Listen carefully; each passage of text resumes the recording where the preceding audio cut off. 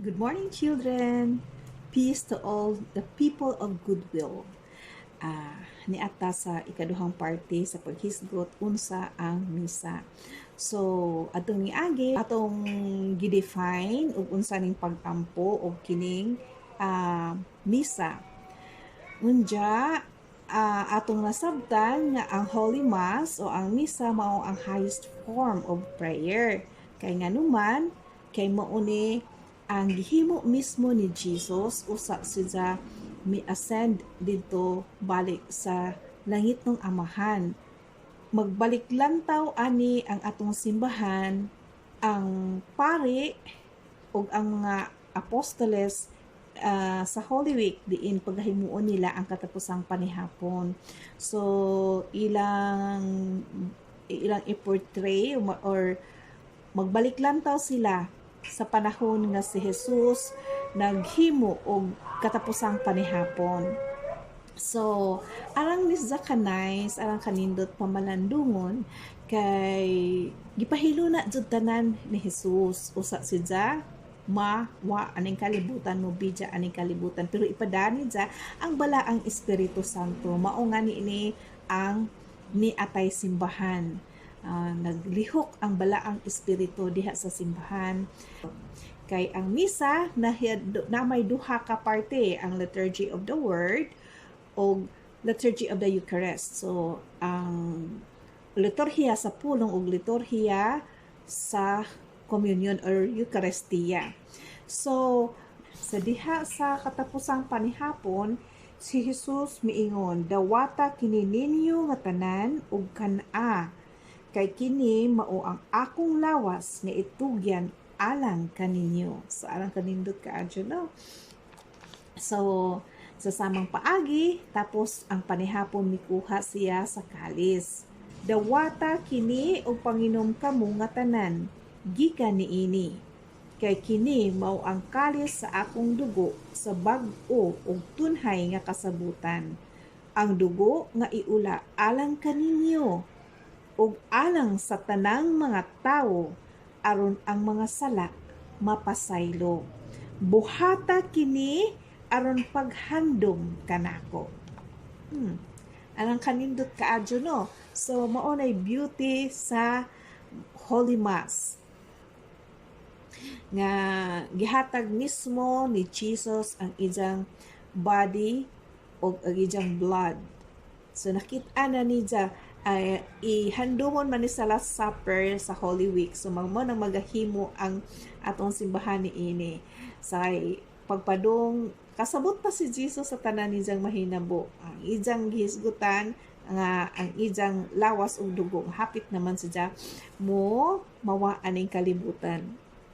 Pero naa sa ibilin mao na ang Eucharistia ug ang bino nga atong pagadawaton sud sa santos nga misa. So mauna ang nakapanindot sa misa. So it's really wonderful to start the day with the Lord, attending the Holy Mass. Usa magsugod ang misa na ay entrance song or gathering songs, pagtapo sa katawhan, and then sa ato ng gitun-an nga sa atong practice as Roman Catholic, usa ta magampo ug sa katapusang pagampo maghimo gajud ta og sign of the cross. So ang pagmisa pagasugdan sa Amahan, sa ngalan sa Amahan, sa Anak ug sa Espiritu Santo. Amen. Magtawag man gajud ta permi sa langit ng Amahan, ang mabubuhat sa tanan, sa Anak.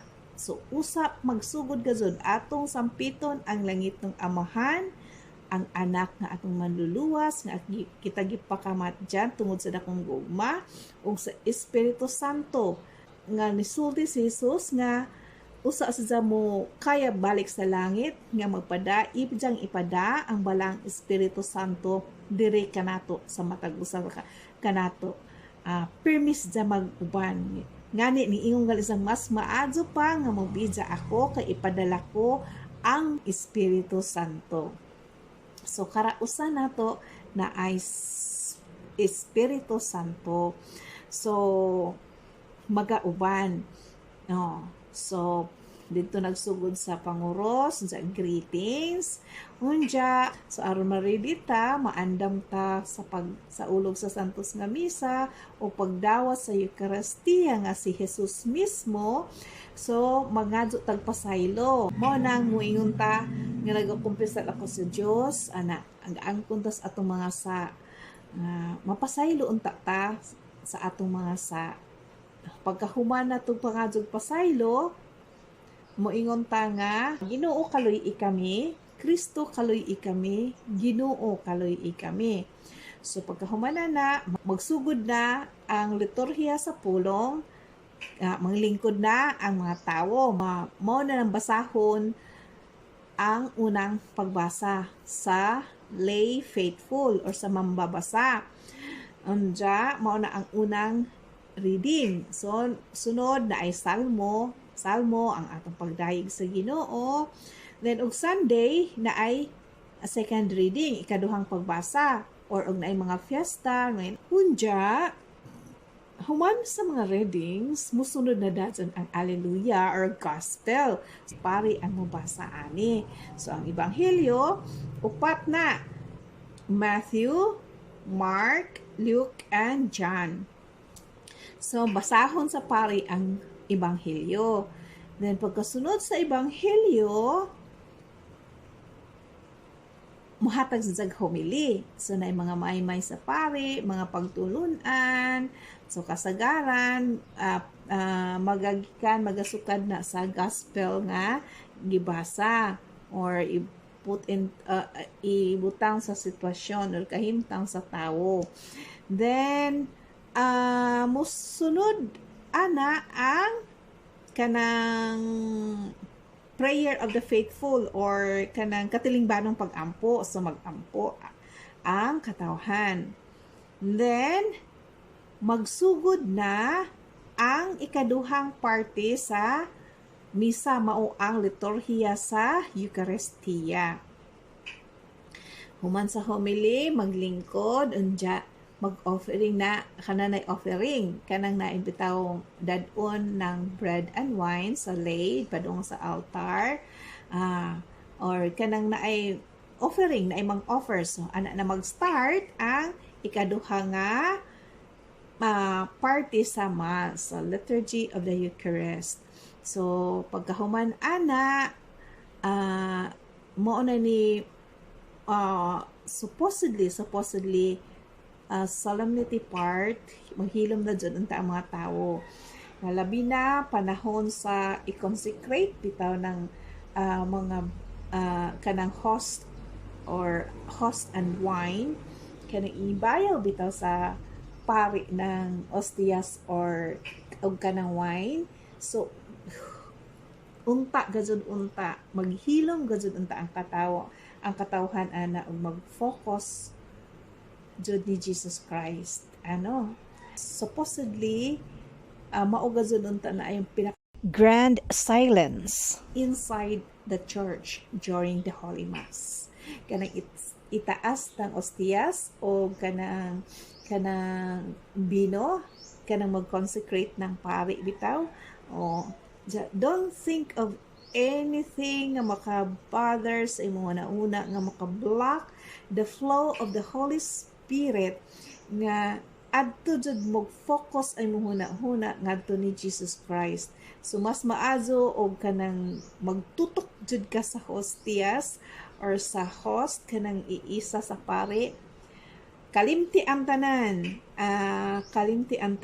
then nindot good ka ganahan ko og ang pare bitaw will take like seconds, not just a second or two, but seconds nga medyo muhatag og kanang pose pag isa bitaw sa host o sa kanang sa pan o sa bino kanang during consecration.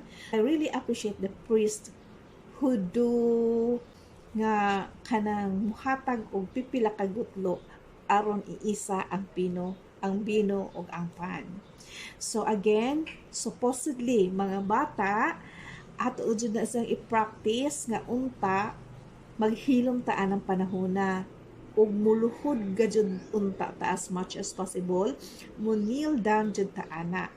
And supposedly it must be the grand silence moment inside the church during mass. No. And mo na hilom na hangtod ta mo dawat sa kalawat. O dili gajud ta magsigig sulti, magsigig lihok sa atong pagdawat ni Jesus diha sa Eucharistia. We are taking the Eucharist, but that Eucharist is Jesus Christ Himself. So, pagdawat nato, ug mahimo ngani diretso jud sa atong baba, dili nato iagi sa atong kamot. Human sa atong pagdawat, mas maadyo gani even an hour, kay nindot gajod gi-advisean ta ug moingon ko nga I personally makita ang beauty sa Eucharist ni Jesus if we spend time ug mohatag ta og panahon after taking the Eucharist. The moment we take that Eucharist in our body, adyaw paghuna-huna og lain. Just how do you call this one? Murag i-enjoy, murag i-savor, kay mo illuminate ang beauty sa Holy Eucharist. Dili ma-explain ang feeling ni ana. So, imo ra nang mabati ra na nato ug naatay kahilom ug atong buksan atong kasing-kasing inubanan sa dakong pagtuo nga ang Eucharistia si Jesus Christ Himself. So, mao na siya after receiving the Eucharist, unta kanang maghilom ta, unya buluhod, magampo, unya i-savor nato, aron mo illuminate ang beauty sa Eucharist nga si Jesus Christ Himself.